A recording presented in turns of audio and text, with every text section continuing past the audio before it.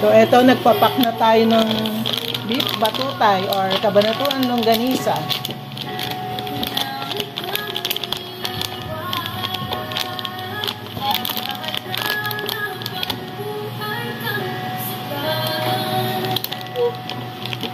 Yan. So, ayan na siya pag napak.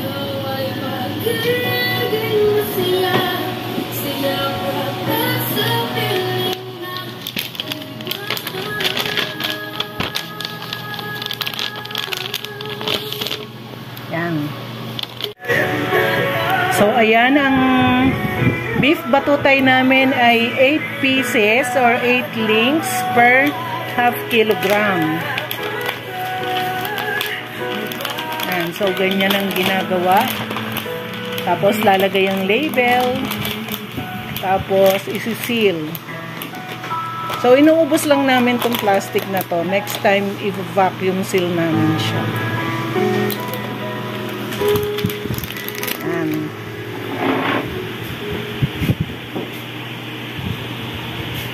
So, ayan. Cabanatuan Longganisa, batutay.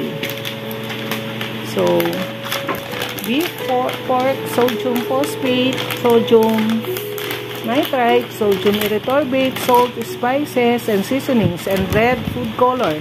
Manufactured by Enas Meat Crafts and Fusions. Block 7, Lot 30, Phase 4B, Golden City, Subdivision, Barangay Dila, Santa Rosa, Laguna. So, 500 grams per pack. Yan, Pinoy Fusion.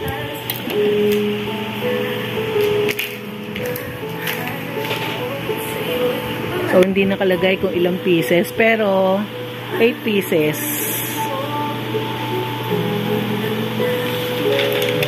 Yan.